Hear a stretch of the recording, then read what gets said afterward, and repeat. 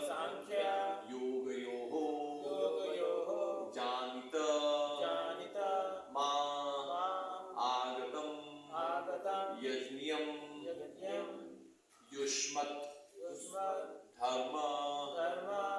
विवक्षया। अनुवाद तथा तात्पर्य अंग्रेजी में श्रील प्रभुपाद के शिष्यों द्वारा। हे ब्राह्मणों, अब मैं तुम लोगों से सांख्य का वह गोपनीय ज्ञान बतला चुका हूं जिसके द्वारा मनुष्य पदार्थ तथा आत्मा में अंतर कर सकता है। मैंने तुम लोगों को अष्टांग योग का भी ज्ञान दे दिया है जिससे मनुष्य ब्रह्म से जुड़ता है। तुम लोग मुझे भगवान विष्णु समझो जो तुम लोगों के समक्ष वास्तविक धार्मिक कर्तव्य बताने की इच्छा से प्रकट हुआ है। तात्पर्य: ब्रह्मा के पुत्रों की श्रद्धा को बढ़ाने तथा अपनी शिक्षाओं की प्रतिष्ठा स्थापित करने के लिए अब भगवान कृष्ण अपने को भगवान विष्णु कहते हैं। वैदिक वाङ्मय में कहा गया है कि यज्ञो वे विष्णु। सांख्य तथा अष्टांग योग समझाने के बाद अब वे मुनियों के इस मूल प्रश्न का उत्तर देते हैं कि आप कौन हैं। इस तरह ब्रह्मा तथा उनके पुत्रों को भगवान कृष्ण ने ज्ञान प्रदान किया। ओम ज्ञान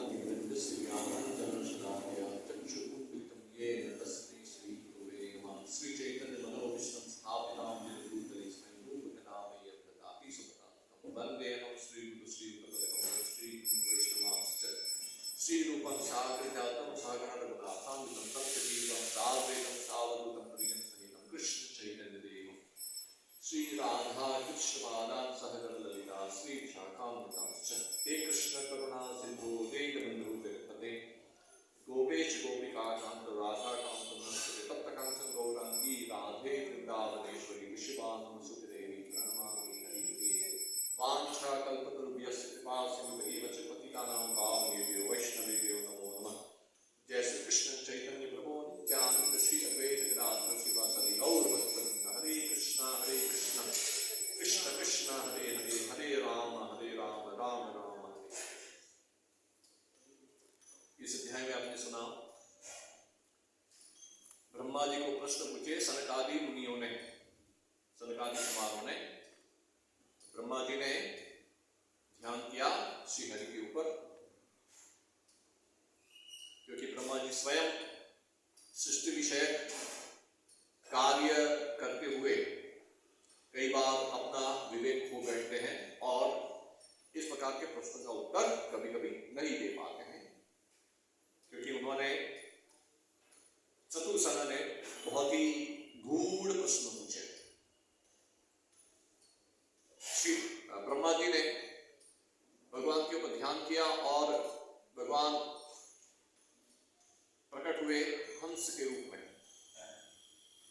हंस के रूप में इसलिए प्रकट हुए क्योंकि जो राजहंस होता है मानस सरोवर का, वो दूध का दूध और पानी का पानी कर देता है, चीजों को पृथक पृथक कर देता है। तो यहां चतुर्सेन का जो प्रश्न था कि कैसे जीवात्मा इन भौतिक तत्वों के संग में जैसे उनमें तन्मय हो गया है, घुल मिल गया है। जैसे दूध में आप पानी डालोगे तो फिर वो एक साथ हो गया, उसको आप हम लोग साधारण व्यक्ति उसको सेपरेट नहीं कर सकते। उसी प्रकार से अनादि काल से जीवात्मा इस भौतिक जगत में खुद पराग प्रकृति का भाव होने के बावजूद भी अपराग प्रकृति में इस प्रकार से घुल मिल गया है कि वो अपने आप को अपराग प्रकृति ही मानता है, वो अपनी पहचान भूल चुका है। तो चूंकि ये जीवात्मा को भौतिक तत्वों से पृथक करने की बात हो रही है, इसलिए इन विषय प्रश्न पूछे चतुर्सेन। आपने पहले श्लोकों में सुना होगा, वो सब मैं रिपीट नहीं कर रहा हूं। तो उस विषय में प्रश्न पूछे थे। तो भगवान के ऊपर जब ब्रह्मा जी ने ध्यान किया तो भगवान प्रकट हुए हंस के रूप में, ताकि दूध का दूध और पानी का पानी जैसे हंस कर देता है, वैसे आत्मा आत्मा को भौतिक तत्वों से भिन्न करके प्रस्तुत करें, वो ज्ञान, दिव्य ज्ञान इनको दे सकें। इस कारण से जहां भगवान जो है वो अपने जो उन्होंने जो सिखाया अभी तक उसका कंक्लूजन दे रहे हैं कि मैंने आप लोगों से मयेत उत्तम, मया एतत् उत्तम कहा गया, मेरे द्वारा कहा गया। पैसिव वॉइस, एक्टिव वॉइस नहीं की, पैसिव वॉइस उपयोग किया है। मेरे द्वारा कहा गया, मया एतत् उत्तम। विप्राः, विप्र यानी लर्नेड ब्राह्मण्स, जो विद्वान ब्राह्मण होते हैं उनको विप्र कहते हैं।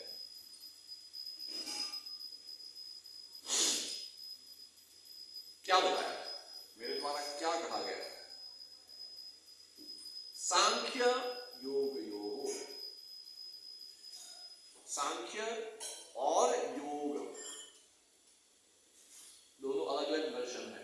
हालांकि सांख्य योग और सांख्य दोनों को साथ में लिया जाता है कई बार, क्योंकि उसमें उसका मेटाफिजिक्स जो है काफी सिमिलर है। इसलिए षड्दर्शन में, षड्दर्शन जो है पतंजलि का योग सूत्र, कपिल का सांख्य, गौतम का न्याय, कणाद का वैशेषिक, जैमिनी का पूर्व मीमांसा और बादरायण का ब्रह्मसूत्र, ये षड्दर्शन है, आस्तिक षड्दर्शन।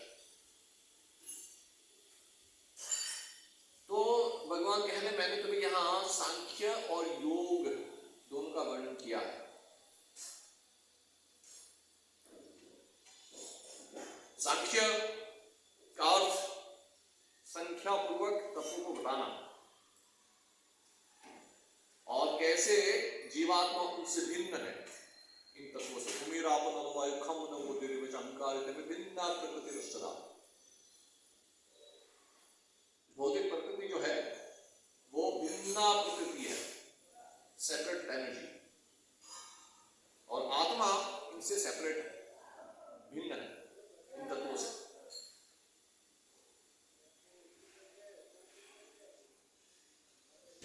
जब तक ये दोनों के बीच में भेद समझ में नहीं आता है कि मैं आत्मा हूं और ये जो शरीर मेरा वो 24 तत्वों से बना हुआ है। सांख्य योग अलग अलग दार्शनिक में, सांख्य युग में अलग अलग तत्व बताते हैं। भगवान ने अपना निष्कर्ष ले लिया गीता में, ब्रॉड क्लासिफिकेशन है वो अष्टाधार प्रकृति बता दी, पंच महाभूत और 3 सूक्ष्म तत्व, क्योंकि बाकी के भी जो तत्व डेवलप होते हैं वो सब इन्हीं के परम्यूटेशन कॉम्बिनेशन से उत्पन्न होता है। तो जीवात्मा इनमें फंसा हुआ है, और जब तक वो समझता नहीं कि मैं इन तत्वों के म्यूचुअल इंटरेक्शन से मुझे कोई लेना देना नहीं है, मैं उनसे भिन्न हूं, तब तक उसका आध्यात्मिक जीवन शुरू नहीं हो पाता है। ब्रह्मभूत प्रसन्नात्मा शोचन कांचनी समा सर्वस्व भूतेषु मद्भक्ति लभते परा। पराभक्ति है जब तक शुरू नहीं होती है, जब तक मनुष्य ब्रह्मभूत अवस्था में नहीं पहुंच पाता है। उसका अर्थ ये हुआ कि ब्रह्मभूत अवस्था से को प्राप्त होने से पहले होने वाली जो हमारी भक्ति है वो अपराभक्ति है, पराभक्ति नहीं है। हालांकि भक्ति अपने आप में परा ही होती है, लेकिन चूंकि हमारी चेतना अपरा है इसलिए हम लोग अपराभक्ति करते हैं। तो जब तक इन तत्वों से मैं भिन्न हूं, और वो अंडरस्टैंडिंग सबसे पहले तो बौद्धिक स्तर पर होना चाहिए, क्योंकि आध्यात्मिक स्तर पे तो रियलाइजेशन बाद में आएगा, पहले बौद्धिक स्तर पर ही समझ नहीं है, क्योंकि हमारे अस्तित्व के अलग अलग स्तर हैं, शारीरिक, मानसिक, बौद्धिक और आध्यात्मिक।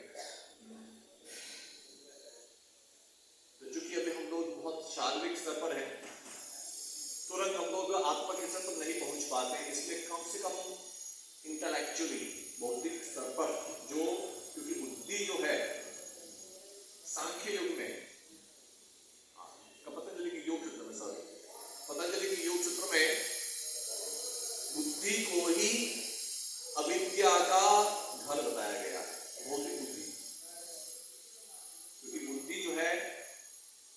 मन से भी ऊपर है और इंद्रियों से भी ऊपर है।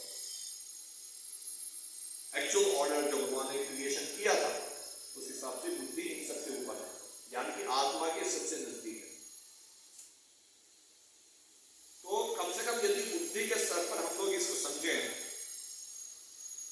कि कैसे ये शरीर और समग्र ब्रह्मांड इन तत्वों से बना हुआ है, संख्या पूर्वक उनको वर्णन किया भगवान ने। अन्य तो और भी वर्णन आएगा, संक्षेप का वर्णन इस उद्धव गीता का प्रकरण चल रहा है, उसमें और भी चैप्टर में आएगा संक्षेप का वर्णन।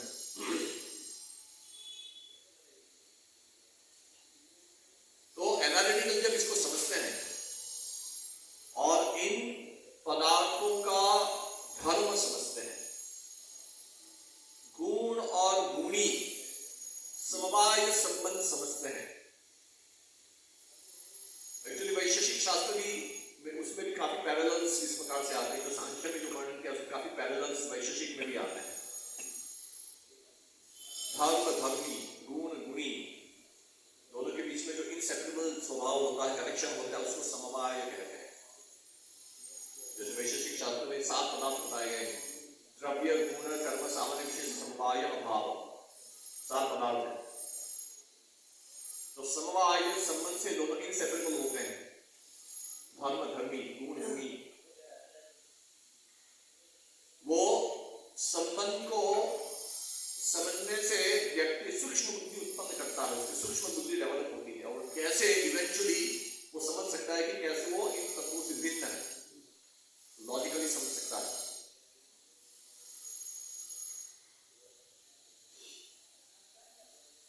तो इसलिए वर्णन यहां भगवान ने सांख्य को वर्णन किया है, ताकि मनुष्य पदार्थ और आत्मा में अंतर कर सकता है।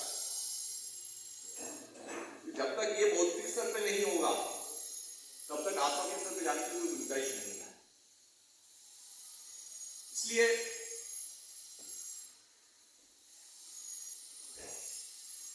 तत्व प्रतिष्ठानात्, तत्व की कोई अंतर्मुखता का प्रतिष्ठान नहीं है, ब्रह्मसूत्र है, वो एक कॉन्टेक्स्ट में समझना है। ये सूत्र का अर्थ ये नहीं है कि बादरायण ने तर्क का उपयोग करने के लिए मना ही कर दिया, ऐसा नहीं है। यदि तर्क का बिल्कुल भी उपयोग नहीं करना है, विश्लेषणात्मक बुद्धि का उपयोग करना ही नहीं है, तो भगवान ये सब वर्णन क्यों करते हैं? श्रीमद् भागवत पुराण जो है वो ब्रह्मसूत्र पे कमेंट्री है बादरायण की। अर्थ ब्रह्मसूत्र नाम भारतार्थ विनिर्णय गायत्री भाष्य रूपों से विदात वाली नहीं कहा। तो ब्रह्मसूत्र का अर्थ होता है भागवत, और ब्रह्मसूत्र में बताया कि तत्व प्रतिष्ठानात्, तत्व की जो अंतर्मुखता प्रतिष्ठा नहीं है, तो फिर यहाँ तार्किक ढंग से विश्लेषणात्मक वर्णन क्यों कर रहे हैं यहाँ भगवान? तो तर्क को पूरी तरह से नहीं छोड़ना है तुरंत। तर्क की कोई उपयोगिता यदि है ही नहीं तो फिर बादरायण ने ब्रह्मसूत्र में तर्क का उपयोग क्यों किया? पूरा ब्रह्मसूत्र तर्क का उपयोग किया है बादरायण ने, पूरे ब्रह्मसूत्र में न्याय का उपयोग किया, इसलिए उसको न्याय प्रस्ताव कहते हैं। भागवत में भी न्याय का वर्णन, न्याय का प्रयोग किया गया है। इसलिए भागवत बहुत सूक्ष्म है, बहुत मल्टीफैसेटेड है, बहुत सारे एंगल है भागवतम के। भक्ति सिद्धांत सरस्वती ठाकुर चैतन्य भागवत की अपने कमेंट्री में गौड़ीय भाष्य में कहते हैं कि श्रीमद् भागवतम कैसे, वो प्रमाण भी देते हैं कि कैसे श्रीमद् भागवतम एक साथ श्रुति प्रस्थान, स्मृति प्रस्थान, न्याय प्रस्थान है, एक साथ, और उसके प्रमाण दे रहे हैं, तो कोई रिफ्यूट नहीं कर सकता। तर्क की उपयोगिता है, कुछ हद तक तो है,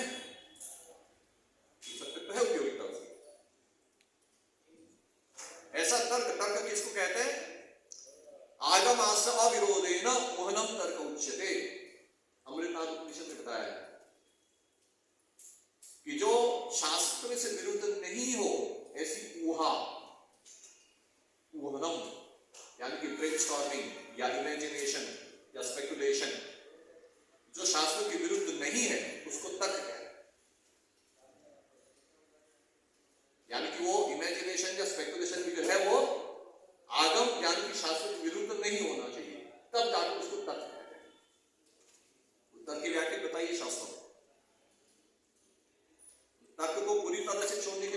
प्रकृति छोड़ने के लिए नहीं बोला है हमारे आचार्यों ने, ना ही भगवान ने बोला है कभी ऐसा।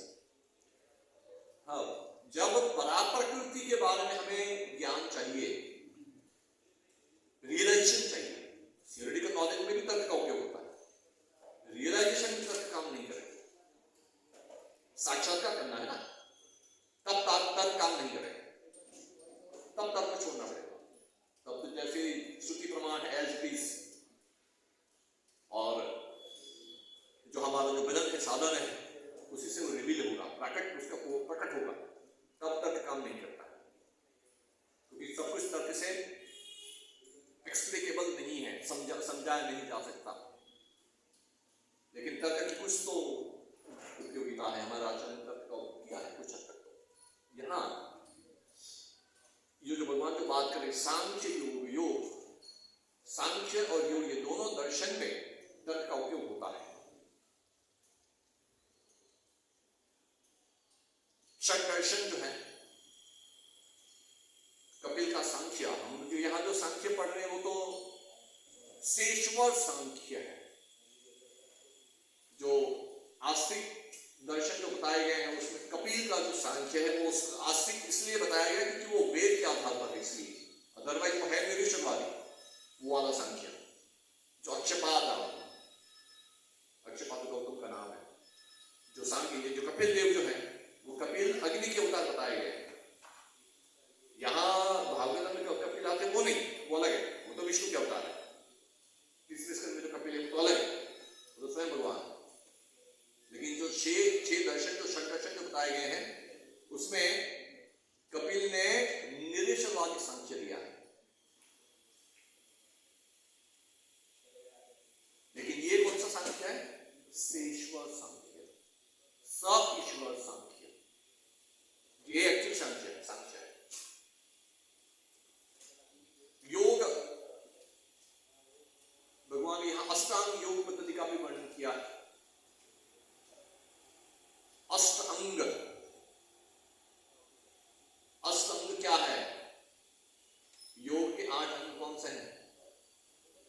विष्णु,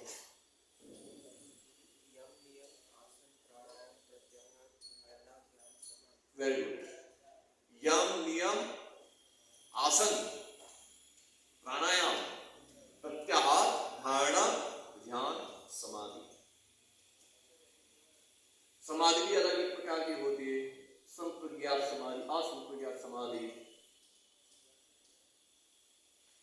सविकल्प समाधि, निर्विकल्प समाधि, सबीज समाधि, निर्बीज समाधि। वो कुछ तो वो सिनोनिमस भी है। निर्विकल्प समाधि को ही निर्बीज समाधि बोलते हैं और सविकल्प समाधि को ही सबीज समाधि बोलते हैं। वो पतंजलि वर्णन करते हैं अपने योग सूत्र में।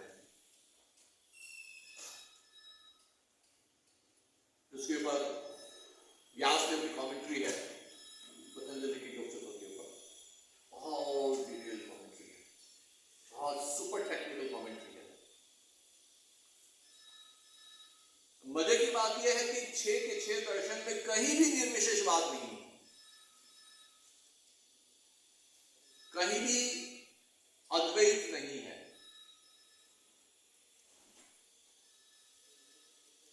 कपिल का सांख्य वो तो निरीक्षणवादी है, लेकिन वो भी 2 तत्वों की बात कर रहे हैं, पुरुष प्रकृति। पतंजलि योग सूत्र में ईश्वर प्रणिधान की बात कर रहे हैं। क्रिया योग में ईश्वर प्रणिधान, टोटल सरेंडर टू ईश्वर, क्लियरली बता रहे हैं। और सूत्र में क्लियरली जीव और ईश्वर के बीच में भेद बताया है। पतंजलि देवी न्याय में गौतम जो है वो भी जो उनके 16 पदार्थ हैं, प्रमाण, प्रमेय, संशय, प्रयोजन, सिद्धांत, अवयव, तर्क, वाद, पवित्रता, हेतुस्थल, जाति, निकट, स्थान, उसमें प्रमेय में भी ईश्वर को प्रमेय के रूप में लिया है, जीव को अलग से प्रमेय के रूप में लिया है और ईश्वर को अलग से प्रमेय के रूप में लिया है। वहां भी भेद बताया है।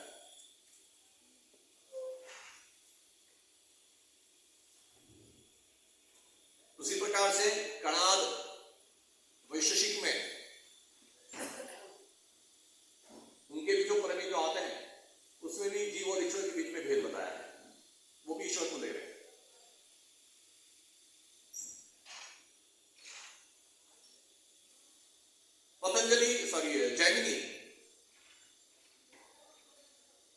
जैमिनी भी योग में कर्म मीमांसा में ईश्वर को इनडायरेक्टली एक्सेप्ट कर रहे हैं। अदृष्टा नाम का उपयोग किया, अदृष्टा, जो दृष्टिगोचर नहीं हो रहा है, वो भी ईश्वर को एक्सेप्ट कर रहे हैं। और बात ब्रह्म सूत्र तो है ही, वो तो पूरा, उसमें तो भेद सूचक कितने सारे सूत्र हैं, कितने सारे सूत्र, भेद क्लियर, इस सूत्र में ही भेद शब्द आता है, जीव और ईश्वर के प्रकरण में, यानी कि जीव और ईश्वर में भेद है। तो मजे की बात यह है कि दर्शन में, एक दर्शन में भी, एक सूत्र में भी जीव और ईश्वर के बीच में अभेद नहीं बताया है। शंकराचार्य लाए कहां से इसको? ये मजे की बात है, कहां से लाए इसको? पूरा भ्रम है, भ्रम। ये जीव ही ईश्वर है, जीव और ब्रह्म दोनों एक ही है। बहुत बड़ा भ्रम है ये, बहुत बड़ा भ्रम।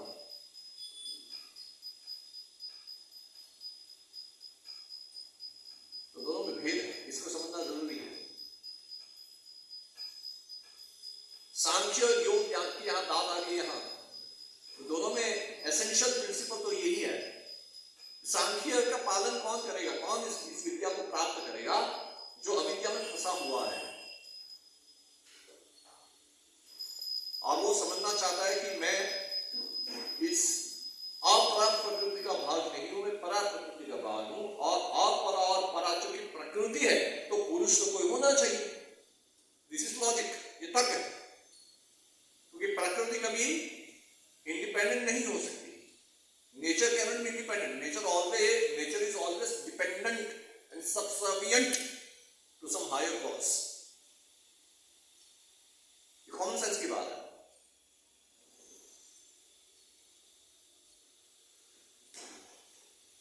तो सांख्य योग, इनफैक्ट सभी जो दर्शन है, सभी आस्तिक दर्शन, वो एसेंशियली भेद सूचक है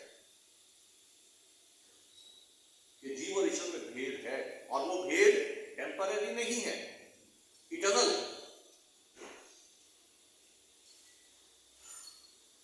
क्योंकि वहां इवन पतंजलि भी जो बात कर रहे हैं योग सूत्र में, असंप्रज्ञात समाधि प्राप्त होने के बाद जो कैवल्य की जो बात कर रहे हैं, क्योंकि असंप्रज्ञात समाधि को ही कैवल्य बोलते हैं इनफैक्ट, मतलब उसका जो अल्टीमेट कल्मिनेशन जो है वो कैवल्य है। वहां पतंजलि उसको डिफाइन कर रहे हैं। पतंजलि वहां टोटल मर्जिंग के बारे में नहीं बता रहे कि मर्ज हो गया जीव ना। कैवल्य मतलब वो उसका स्वभाव ईश्वर जैसा है, जिसकी उसने शरणागति ली है, उसके जैसा उसका स्वभाव है वो समझ जाता है, और सभी दूसरे प्रकार के ध्यान उसके हट जाते हैं, सभी विषयों से ध्यान उसकी पूरी तरह से हट जाते हैं, और ईश्वर के साथ क्वालिटेटिव वननेस प्राप्त करता है। वो भी वहां पतंजलि क्या है। प्रभुपाद ने और हमारे पूर्ववर्ती आचार्य ने ऐसे रैंडमली कुछ भी नहीं लिख दिया है, वो फिलोसॉफिकली ऑलरेडी है, सूत्र में दिया है नहीं। अब वो सूत्र देखो, एक सूत्र में भी, इवन कैवल्य में भी पतंजलि कहीं भी कंप्लीट अभेद की बात नहीं कर रहे हैं। केवल अभेद की बात हो रही है, क्वालिटेटिव अभेद की बात हो रही है बस। जैसे वो सच्चिदानंद, वैसे हम सच्चिदानंद, अदरवाइज दोनों में भेद तो रहता ही है एसेंशियल।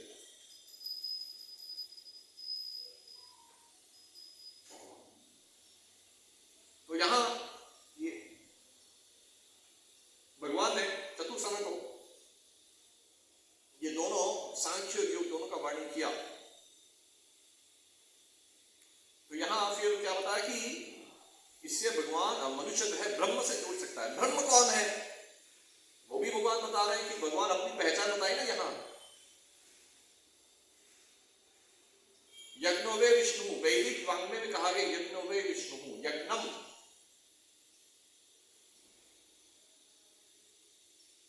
भगवान ने अपना नाम यहां क्या बताया? यज्ञम, यज्ञियम, संस्कृत में, शुद्ध संस्कृत में बोलते यज्ञियम। क्या बताया? यज्ञ के स्वामी क्षणम सुगम सर्वभूतानां ज्ञापकं शांति मुच्यति। 15 चैप्टर में है ना, राइट? सॉरी 5th चैप्टर में, सॉरी 5:19 ठीक है, 5वें अध्याय में 15 तो अलग है। 5वें अध्याय में भोक्तारम यज्ञ, पीस फॉर्मूला, शांति का फॉर्मूला बताया कि आपने भोक्तारम यज्ञ तपसा, सभी यज्ञों का तपस्याओं का भोक्ता मैं हूं। तो इनफैक्ट विष्णु सहस्त्र नाम में भी विष्णु का एक नाम यज्ञ बताया गया है। इसलिए यहां, क्योंकि चतुर्सनन ने प्रश्न पूछा था आप कौन हैं, तो अभी बता रहे कि मैं कौन हूं, विष्णु हूं, मैं यज्ञ हूं। यज्ञ यानी विष्णु।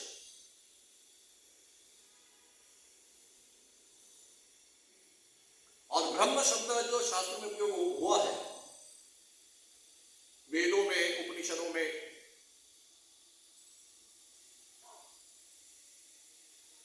तो जो वेदों में जो उपासना कांड है उसकी मीमांसा को दैवी मीमांसा बोलते हैं। जो बादरायण ने ही मेन उसके सूत्र का बीज दिया था व्यासदेव ने, तो उसमें ब्रह्म की व्याख्या करते हैं, स विष्णु आहरी तम ब्रह्मत्याचक्षते तम ब्रह्मत्याचक्षते। जिसको ब्रह्म के रूप में, वो विष्णु ही है, तो क्या स विष्णु आहरी, निश्चित रूप से वो विष्णु ही है। आहरी यानी सर्टेनली, विदाउट एनी डाउट। स विष्णु, स थर्ड पर्सन सिंगुलर, स विष्णु आहरी 100% वो विष्णु भी है। कौन? तम ब्रह्मत्याचक्षते ब्रह्मत्याचक्षते, जो वेदों में, उपनिषदों में ब्रह्म के नाम से जाना जाता है, ब्रह्म के नाम से जाना जाता है। यानी कि ब्रह्म शब्द जब भी शास्त्र में उपयोग हुआ है, क्या समझना है? विष्णु।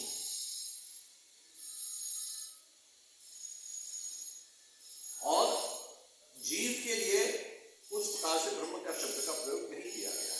अरे किया भी है तो फिर विष्णु पर ब्रह्म है, यानी जीव को ब्रह्म कहा है तो क्वालिटेटिवली बंद बोला है कि वो भी जब शुद्ध रूप में होगा, अपने स्वरूप में होगा, तो भगवान से क्वालिटेटिवली एक साथ होगा, सच्चिदानंद। लेकिन वो अणु है और विष्णु विभु है। पर ब्रह्म और ब्रह्म दोनों अलग अलग है, पृथक है दोनों। और ये सिद्धांत भागवतम में बार बार बार बार बार बार आ रहा है निकल के।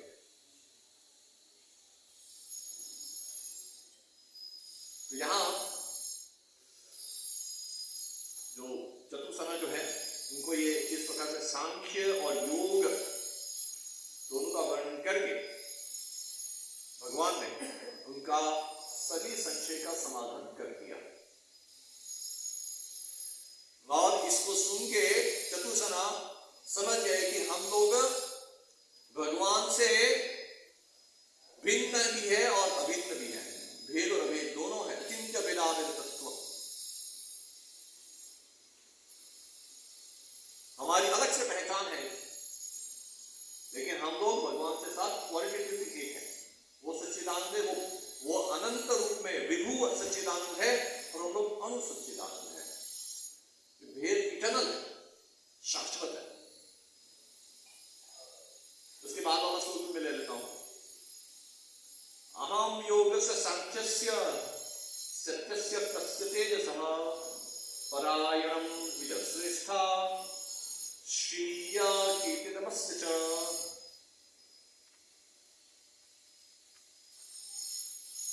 हे श्रेष्ठ ब्राह्मणों, तुम लोग यह जानो कि मैं योग पद्धति, सांख्य दर्शन, सत्य, रित, तेज, सौंदर्य, यश तथा आत्म संयम का परम आश्रय हूं।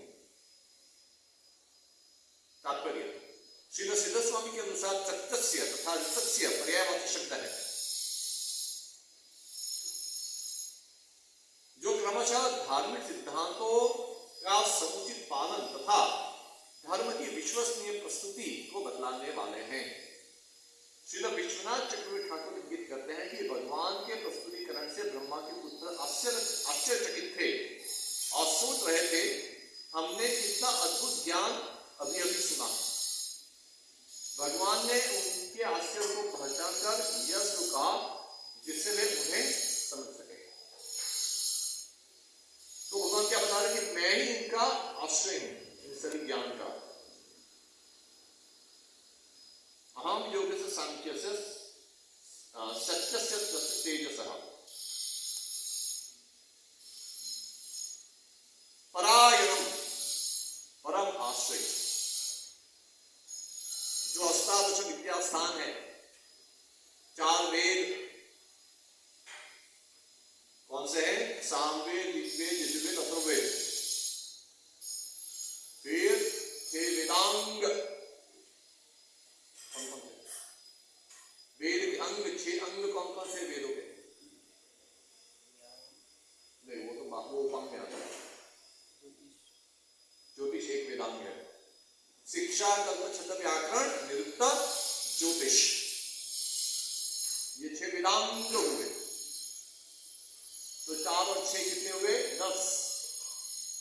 फिर 4 उपांग, न्याय, मीमांसा, इतिहास, पुराण और धर्मशास्त्र। तो 4 + 6 + 4 कितने हुए? 14। चतुर्दश विद्या स्थान। और फिर उसमें 4 और ऐड करो तो उपवेद, धनुर्वेद, आयुर्वेद, एक ज्ञान देने वाला, ज्ञान देने वाला है ना। आयुर्वेद ज्ञान देता है और धनुर्वेद ज्ञान देता है। धनुर्वेद, आयुर्वेद, फिर गांधर्ववेद और अर्थशास्त्र, ये 4 उपवेद हुए। तो कितने हुए टोटली? 18। अष्टादश विद्या स्थान, अष्टादश यानी कि 18। इन सब के परायण आश्रय श्री कृष्ण कह रहे मैं। वेद सर्वे अहमेव वेद्यो वेदांत वेद विदेव चाहम, ये 50-50 है।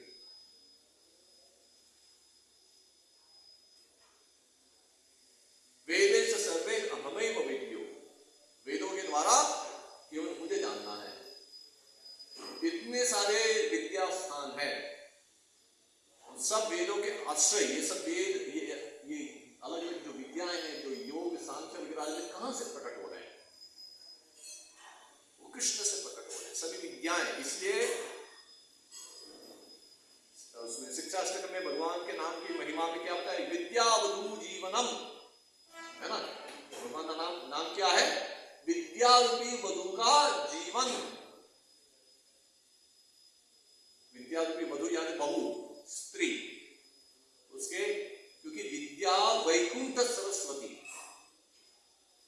आध्यात्मिक जगत में जो सरस्वती, उसका नाम वैकुंठ सरस्वती। वो वैकुंठ सरस्वती के स्वामी यानी कि पति कौन है? नारायण।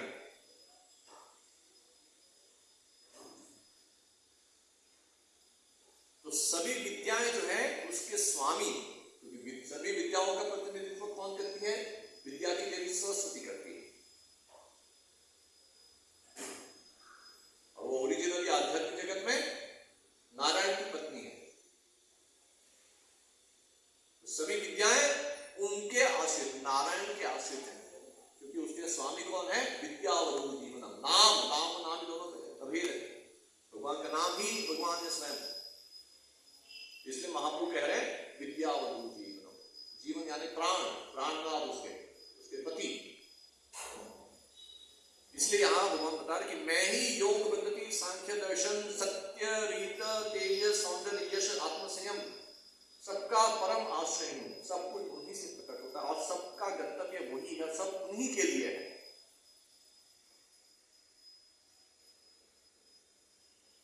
सत्यस्य और ऋतस्य, 2 शब्द को एम्फसाइज किया है, यहां हाईलाइट किया है, जो क्रमशः धार्मिक सिद्धांतों का समुचित पालन। तो सत्यस्य शब्द का क्या होता है? सत्य यानी धार्मिक सिद्धांतों का समुचित पालन,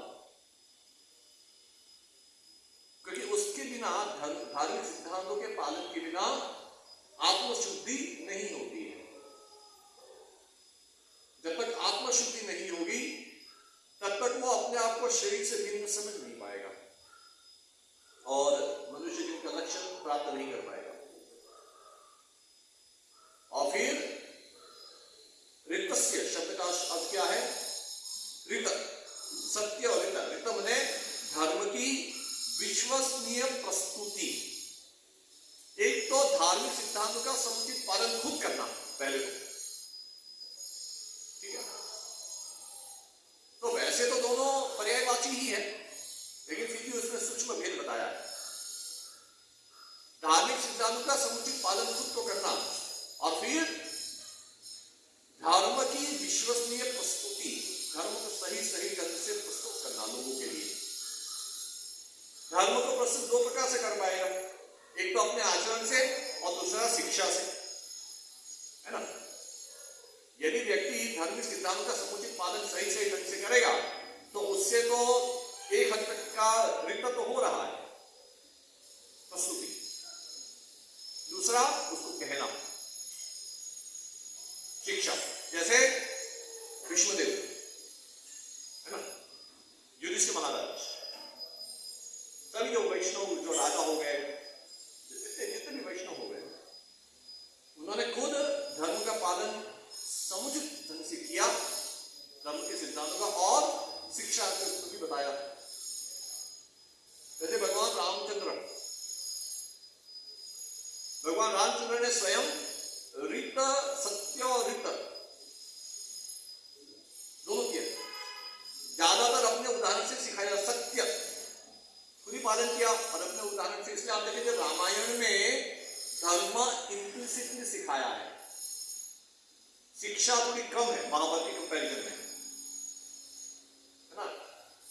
रामचंद्र, फिर लक्ष्मण, हनुमान, सब जो है, माता सीता, भरत, सब अपने अपने उदाहरण से धर्म सिखा रहे हैं। और महाभारत में इम्प्लिसिटली और एक्सप्लिसिटली दोनों तरीके से,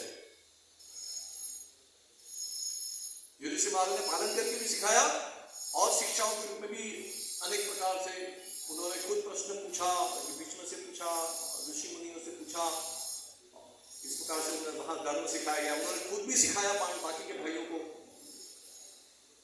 तो वहां सत्य से ऋतस्य दोनों है, एक होता है धार्मिक सिद्धांत का समुचित पालन और दूसरा है धर्म की विश्वसनीय प्रस्तुति। तो भगवान कह रहे हैं सबका सत्य ऋत, सत्य और ऋत, फिर तेज, एफल्जेंस। ब्राह्मणों का अपना तेज होता है, क्षत्रिय का अपना तेज होता है, तेजों में ही है ये सब लोग, है ना। देवताओं में तेज अपना अपना होता है, शिव जी का अपना तेज है, ब्रह्मा जी का अपना तेज है, इंद्र का अपना तेज है। सब ये तेज आता कहां से? तो सभी तेज भगवान के मुझसे आता है, मैं उसका आश्रय हूं। सौंदर्य, सभी सौंदर्य के आश्रय है भगवान।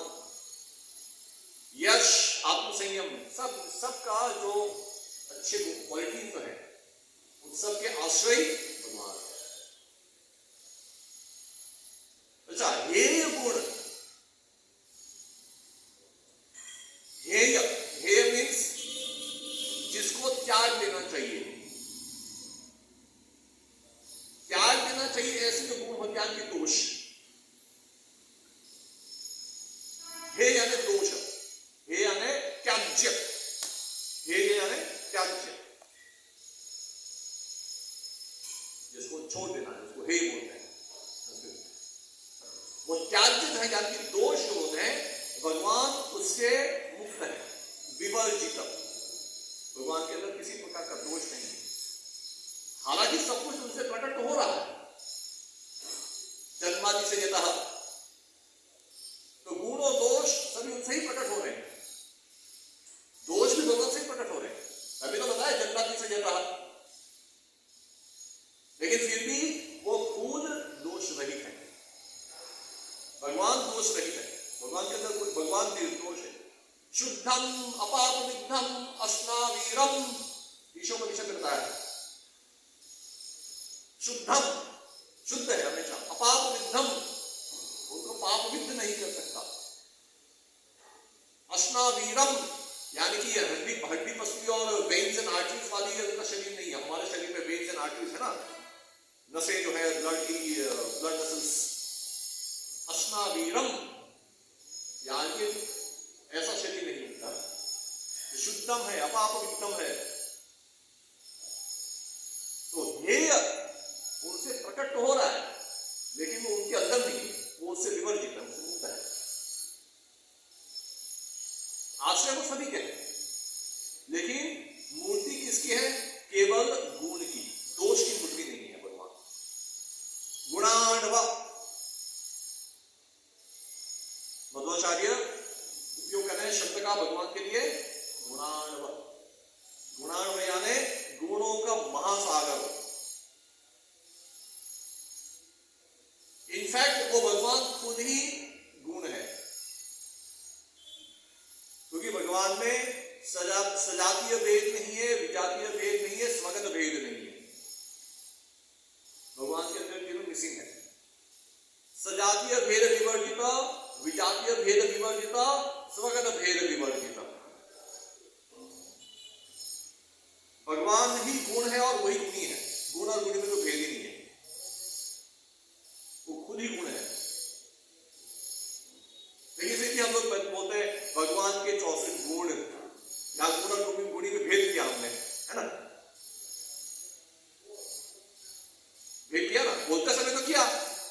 possessor, possessor और possessed, possessor and possessed, कि भगवान के गुण। लेकिन शास्त्रों में तो बताया है कि भगवान खुद ही गुण है। भगवान के नाम रूप गुण लीला धाम सब भगवान खुद ही है। हम लोग पढ़ते हैं हम लोग, फिर भी बोलते हैं भगवान के गुण 64 गुण, भगवान के 64 गुण। ऐसा कैसे हो गया? ये एक पहलू है अचिंत्य वेदांत तत्व का। भगवान स्वगत भेद नहीं है, सजातीय भेद नहीं है, स्वगत भेद। तो ये तो पर्टिकुलर चीज है कि गुण और गुणी में कोई भेद नहीं, वो किसमें आएगा? स्वगत भेद में आएगा। ये स्वगत भेद नहीं है, स्वगत भेद विवर्जित। स्वगत यानी कि मध्वाचार्य एक्सप्लेन करते हैं कि उनके शरीर के अंग खुद ही भगवान है। जैसे उनकी आंख कुछ भी काम कर सकती है, उनके कान कुछ भी काम कर सकते, बाकी इंद्रियों भी काम करती है। ब्रह्म संहिता में सकल इंद्रिय वृत्ति बनती, हम लोग अभी थोड़ी देर पहले डिसाइड कर रहे थे। तो भगवान की सभी इंद्रियां स्वयं ही भगवान है, भगवान के सभी गुण स्वयं ही भगवान है। फिर भी हम लोग बोलते हैं भगवान के गुण, भगवान का रूप कितना सुंदर है ना? कैसे? इसके लिए एक पदार्थ का उपयोग किया गया है एक्सप्लेन, क्योंकि भगवान के धाम में एक शक्ति है जिसका अचिंत्य शक्ति है, अचिंत्य शक्ति जिसका नाम है विशेष। मैंने आपको थोड़ी देर पहले वैश्विक शास्त्र से बताया, द्रव्य गुण कर्म सामान्य विशेष समवाय भाव, विशेष आया ना उसमें, 7 पदार्थ में विशेष आया। वो विशेष जो है वो भगवान के धाम में अचिंत्य शक्ति है। उसी अचिंत्य शक्ति से एक ही परब्रह्म राधा और कृष्ण के रूप में प्रतीत हो रहे हैं, क्योंकि राधा रानी तो भगवान की स्वरूप शक्ति है, स्वरूप शक्ति, स्वरूप। एसेंशियली राधा और कृष्ण को भेद नहीं है, फिर भी हमको अलग अलग बोलते हैं राधा कृष्ण। राधा रानी ज्यादा दयालु है, कृष्ण से ज्यादा दयालु। घर में कैसे बोल दिया? स्वगत भेद विवर्जित, सजातीय भेद विवर्जित, विजातीय भेद विवर्जित। कैसे बोल दिया? ज्यादा आप लोग कंपैरिजन करने लगे, भेद करने लगे आप। इसमें अभेद तो है, बट भेद भी है, क्योंकि लीला के लिए विशेष नाम की शक्ति को भगवान प्रयुक्त करते हैं। विशेष, विशेष शब्द की व्याख्या क्या है? विशेष किसको बोलते हैं? अभेद होते हुए भेद की प्रतीति, अभेद होते हुए भेद की प्रतीति, semblance sense of difference when there is no difference at all. केवल प्रतीति हो रही है, एक्चुअली भेद नहीं है। उसको विशेष क्या है? ये विशेष की सिंपल डेफिनेशन है, और ये भगवान की अचिंत्य शक्ति धाम है।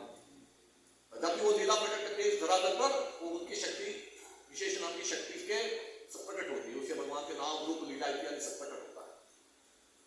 वो भगवान की अचिंत्य शक्ति केवल उसी के का उपयोग करके बोलते भगवान के गुण, भगवान का रूप, जबकि दोनों एक ही है, अलग अलग नहीं है। लेकिन हम तो व्यवहार में बातचीत करते समय तो उसको इस प्रकार से बोलना पड़ेगा, इसलिए भगवान ने हमारी सुविधा की है। और लीला के लिए इसलिए अद्वय ज्ञान, अद्वय इसको बोलते हैं अद्वय ज्ञान, अचिंत्य विराट अद्वय ज्ञान सन्निहित है। तो ये सब जो है सत्य, रीत, तेज, सब भगवान के गुण है, भगवान के आश्रय है, इनफैक्ट भगवान से अभिन्न है, भगवान के शरीर से ही प्रकट होते, भगवान से अभिन्न है। लेकिन हम हमारे जीव के अंदर ये सब गुण जो है, उनकी चेतना की जितनी मात्रा में उन्नति है, उतनी मात्रा में प्रकट होगा।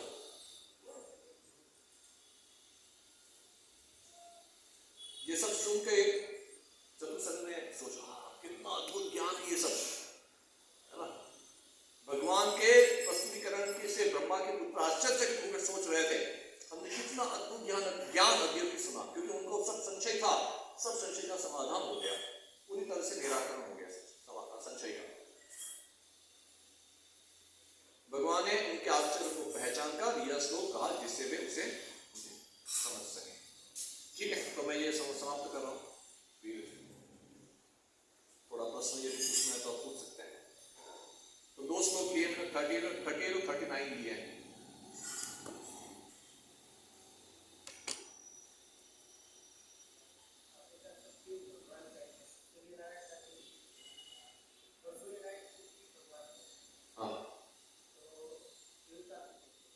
नहीं, वो ब्रह्मसूत्र में आता है, वो एक्चुअली इसमें आता है, बृहदारण्यक में आता है।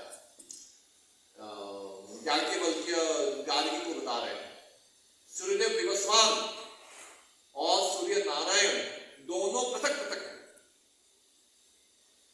ऋग्वेद में मंत्र आता है, ध्येय सदा सुप्त मंडल मध्यवर्ती नारायण सरस्यासन सन्निविष्टः केयूरवान मकर कुंडवान किरीटी हारी हिरणमय वपुदुत शंख चक्र। तो सूर्य मंडल में सूर्य नारायण एक बहुत विशाल दिव्य सोने के कमल पर विराजमान होते हैं, शंख चक्र के नाम पर युक्त। कौन? सूर्य नारायण। नारायण ये विष्णु है, स्वयं विष्णु है, दिव्य तत्व नहीं है। उनके भक्त विवस्वान, जिनको हम सूर्यदेव बोलते हैं, और उन्हीं के एक्सपांशन भी बताए गए हैं, जो जीव है। इसलिए ब्रह्मसूत्र में ये पॉइंट स्पेसिफिकली हाईलाइट कर रहे हैं बलदेव व्याभूषण कारिका भाष्य में। बलदेव व्याभूषण की ब्रह्मसूत्र में 2 कमेंट्री है, एक तो गोविंद भाष्य तो फेमस है, सब लोग जानते हैं, दूसरे कारिका भाष्य जो इतनी ज्यादा गुप्त है, वो कमेंट्री। तो वो कारिका भाष्य में एक जगह पे बलदेव व्याभूषण स्पष्ट लिख रहे हैं कि लोगों को कई बार मिसअंडरस्टैंडिंग होता है, लेकिन सूर्यदेव जो सूर्य जब हम बोलते हैं तो सूर्यदेव विवस्वान और सूर्य नारायण दोनों पृथक पृथक है, अलग अलग है। इसलिए विवस्वान, अच्छा, गीता में जो भगवान बोल रहे हैं कि मैंने सबसे पहले ये विद्या सूर्यदेव को सिखाई, किसने सिखाई? सूर्य नारायण ने सिखाई, क्योंकि वो वहीं बैठे थे, वहीं बैठते हैं वो सूर्य नारायण। समझ रहे इस बात को? गीता में जो पॉइंट आ रहा है ये कि मैंने योग सबसे पहले किसको सिखाया? विवस्वान को सिखाया। किसने सिखाया? कोई अलग से अवतरित हुए देखा विष्णु भगवान कहीं से प्रकट हुए ना, वो तो वहीं रहते हैं। सूर्य मंडल के बीचों बीच सूर्य नारायण विराजमान होते हैं, उन्हीं ने सूर्यदेव विवस्वान को ये योग सिखाया। इसलिए भगवान कह रहे हैं, क्योंकि वो सूर्य नारायण कृष्ण ही है। आपका प्रश्न क्या था? मैं प्रश्न पूरा होने ही नहीं दिया। प्रश्न आपका क्या था?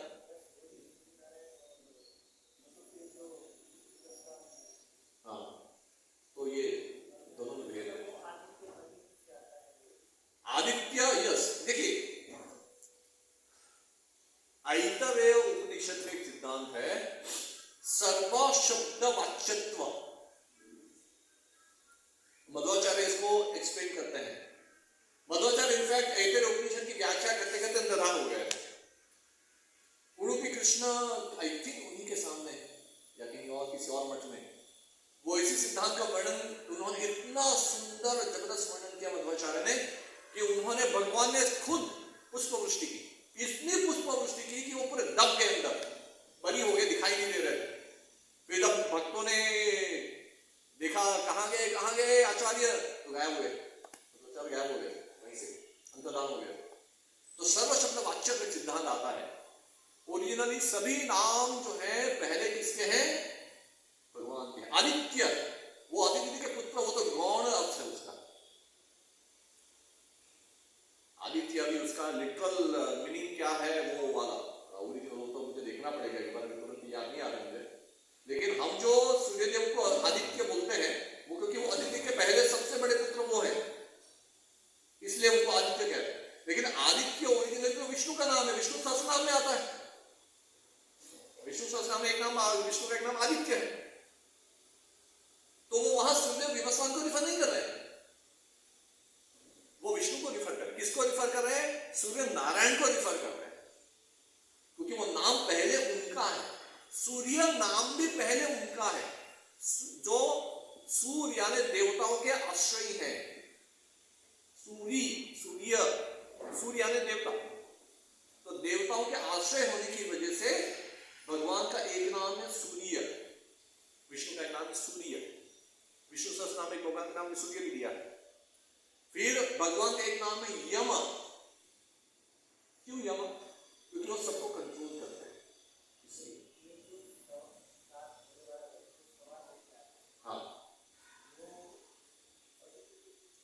हाँ, सूर्य विवस्वान ही है वो।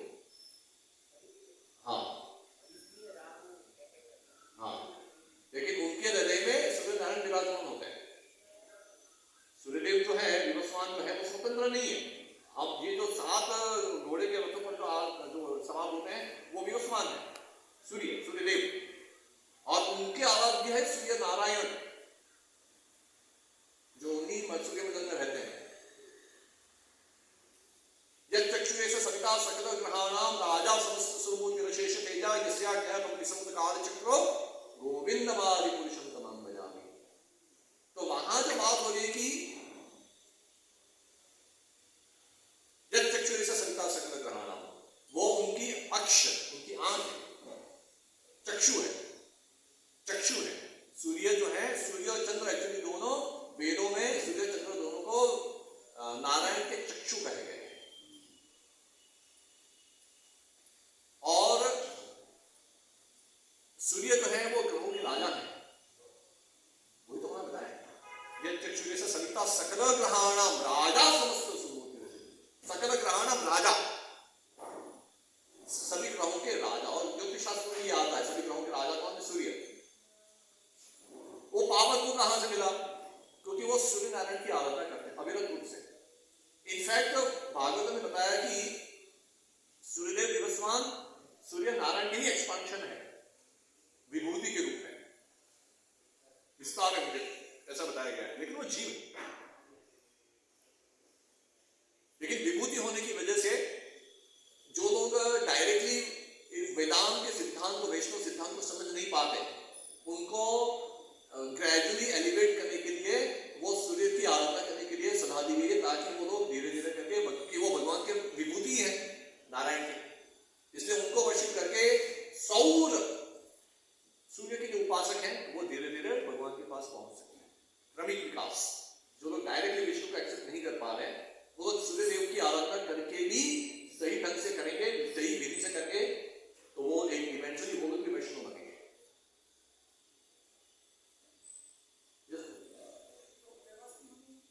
वैवस्वत तो मनु जो है विवस्वान के पुत्र है, इसलिए वो सूर्यदेव विवस्वान के पुत्र हैं।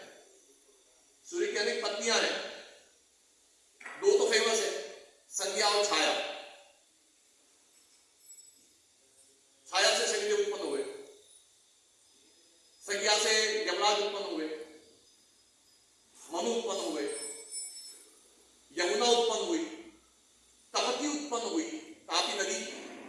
नदी जो है सूरत उसी के तट पर है, तपती उसका नाम है। ये सब सूर्य कन्या है। सॉरी, विवस्वान के पुत्र है, सूर्य विवस्वान के पुत्र, इसलिए वैवस्वत बोलते हैं। विवस्वान के पुत्र होने की वजह से उनका नाम वैवस्वत है। अच्छा, यमराज का भी नाम वैवस्वत है क्योंकि विवस्वान के पुत्र है वो। साथ में यमी यानी कि यमुना का एक नाम वैवस्वती भी है क्योंकि विवस्वान की पुत्री है वो। कभी कभी शनिदेव को भी वैवस्वत बोलते हैं, लेकिन वो कंफ्यूज हो जाता है, इसलिए फिर भेद कर दिया गया। हाँ करेक्ट, उस प्रकार से, क्योंकि शनिदेव और सूर्य में ज्योतिष की दृष्टि से तो एडमिटी बताई है, दुश्मनी बताई गई है, वो उसकी स्टोरी है। वो तो लोगों को अपने कर्म का फल देने के लिए है, उस हिसाब से वो ड्रामा है पूरा। खैर ठीक है, और कोई प्रश्न?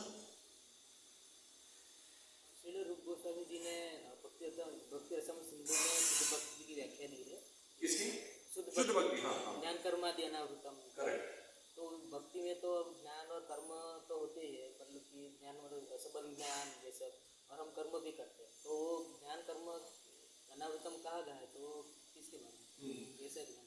इसलिए आप देखेंगे तो जो आप जो षड गोस्वामी जो है, षड गोस्वामी जिस प्रकार से खुद जो भजन किए हैं, तो वो लोग इवन गीता को भी ज्यादा महत्व नहीं दिए। कभी आपने सुना कभी षड गोस्वामी ने गीता पर कमेंट लिखी हो? किसी भी आज षड गोस्वामी की गीता पर कमेंट किया है? नहीं, क्योंकि ज्ञान गीता में तो भगवान थोड़ा ज्ञान भी बता रहे हैं, कर्म भी बता रहे हैं, ज्ञान योग कर्म योग, तो वही सब स्टेपिंग स्टोन है, प्रकृति के सोपान है। तो ये हमारे लिए क्या है? अभिधेय है, प्रोसेस है। लेकिन एक्चुअल जो हमें हमारा प्रयोजन जो है शुद्धावती प्राप्त करना, प्रेम प्राप्त करना, वो तो इससे भी मुक्त होना चाहिए। इसलिए तो भगवान ने जब उद्धव जी के साथ संदेश भेजा, उसके लिए उद्धव, यहाँ उद्धव को शिक्षा दे रहे ना, उद्धव जो है बहुत इंटेलेक्चुअल है, तो ज्ञान योग ज्ञानी भक्त है, तो भगवान को इस प्रकार के प्रश्न पूछे उन्होंने। फिर भगवान ने भी देखा कि इसको थोड़ा सा और ऊपर की भक्ति दिखानी पड़ेगी, इसलिए गोपियों के पास भेजा, जाओ गोपियों की जाके जरा संक्षेप सिखा दो। तो बहुत दुखी हो रहे हैं, वो विरह में दुखी हो रहे हैं, तो उद्धव गए, भगवान का संदेश लेकर गए, भक्त हैं, प्रेमी है, ऑफकोर्स उद्धव भी प्रेमी है, लेकिन वो ज्ञान मिश्र वाला है थोड़ा। लेकिन ये निर्विशेष ज्ञान नहीं है, ये शुद्ध भक्ति का ज्ञान है। निर्विशेष ज्ञान से इसे सब मिक्स नहीं करना है। वो लेकर गए संदेश लेकर, और गोपियों को सब सांख्य वगैरह सिखाने का प्रयास है। गोपियां बोली है ये सब बंद करो, बकवास, ये सब हमारे को काम करनी है।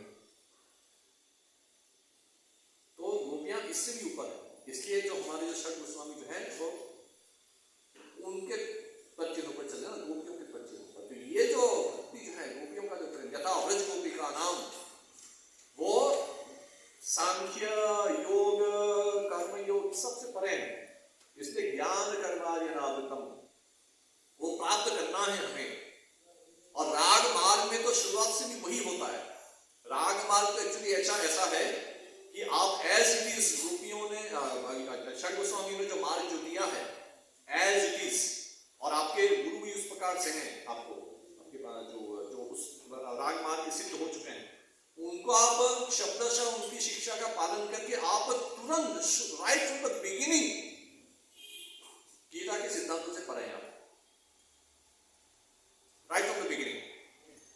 गीता में जो सांख्य योग कर्म योग वगैरह जो बात आई ना, तो महाप्रभु ने उससे भी ऊपर का मार्ग दिया है, तुरंत राइट फ्रॉम द बिगिनिंग। पहले स्टार्ट विद राग मार्ग, सीधा राग भक्ति दिया है एक्चुअली, लेकिन हम लोग कर नहीं पाते, हमारी योग्यता नहीं है। आप ये तो आचार्य देखो, जो आचार्य जो हो गए, वो तो कौन ज्ञान योग को कल्टीवेट किया, कौन कर्म योग कल्टीवेट किया? लोचन दास ठाकुर, नरोत्तम दास ठाकुर किए क्या? कभी वर्णन आता है? वो तो शुरू से राग मार्ग में है, पहले से, क्योंकि उनका स्तर था वो, हम लोग नहीं कर पाते, इसलिए हमारे लिए उसको जरूरी बन जाता है। लेकिन इवेंचुअली हमें, अभी हम लोग कर्म योग ज्ञान योग ले रहे हैं, ज्ञान कर्मानुगम हम लोग तुरंत नहीं कर पा रहे हैं। अच्छा, उसमें ज्ञान कर्मानुगम जो शब्द जो है उसका अलग अलग प्रकार से व्याख्या हो सकती है। एक व्याख्या तो यह है कि भौतिक कर्म नहीं और निर्विशेष ज्ञान नहीं, उससे अनावृत, वो एक लेवल की व्याख्या हो गई कि भौतिक कर्म नहीं कर रहे हम लोग, भगवान के लिए कर्म कर रहे हैं। ठीक है, ज्ञान भी निर्विशेषवादी नहीं है, आध्यात्मिक ज्ञान दे रहे हैं हम लोग, तो उस प्रकार से हो गया। लेकिन उसमें फिर आगे एडवांस डेफिनेशन देंगे, उस श्लोक की व्याख्या देखेंगे, तो उसमें ज्ञान कर्मानुगम यानी कि उसमें सांख्य वगैरह भी छोड़ना है, जो गोपियां को सांख्य में रमण नहीं करती है। अरे भगवान ने पहले सृष्टि का सर्जन करने के लिए इन शक्तियों को एक्सेप्ट किया, भौतिक शक्ति को स्वीकार किया, फिर उसको उसमें से विभाजन हुए। गोपियां ये सब विषयों के चिंतन नहीं करती। ज्ञान योग में आएगा ये सब, निर्विशेष ज्ञान नहीं है, भक्ति वाला ही ज्ञान है, लेकिन फिर भी गोपियां इसके ऊपर चिंतन नहीं करती। वो साधकों के लिए, हम जैसे बद्धजीवों के लिए, तो गोपियों का ज्ञान उससे, इसलिए उस एंगल से एडवांस डेफिनेशन में वो ज्ञान को भी छोड़ना है। गोपियां जैसे कि ज्ञान से भी परे हैं, उसी प्रकार से कर्म क्या होता है? कर्म योग, वर्णाश्रम वाला, कि मैं अपने अपने वर्ण आश्रम में रहकर कर्म का फल भगवान को अर्पित करूंगा। गोपियां उससे भी परे हैं। वर्णाश्रम में तो बहुत सारे नियम होते, गोपियों ने वो सब लज्जा छोड़ दी, सब मर्यादा छोड़ दी, परम पुरुष के पीछे भागे। कौन सा वर्णाश्रम फॉलो किया? ये कर्मयोग में आएगा। वर्णाश्रम के नियम पालन करना किसमें होगा? वर्ण योग में होगा, इसमें कर्मयोग होगा। वर्णाश्रम के नियम पालन करके कर्मयोग करना है, दोनों जुड़े हुए हैं। गोपियों ने किया क्या? ना ही सांख्यों की परवाह की, ना ही कर्मयोग की परवाह की, ना ही वर्णाश्रम की परवाह की। सर्वधर्मान् परित्यज्य मामेकं शरणं व्रज, उन्होंने ये किया। तो भगवान को पाने के लिए, भगवान के पीछे दौड़ने के लिए अपने पति को छोड़ दिया। कौन सा कर्मयोग किया उन्होंने?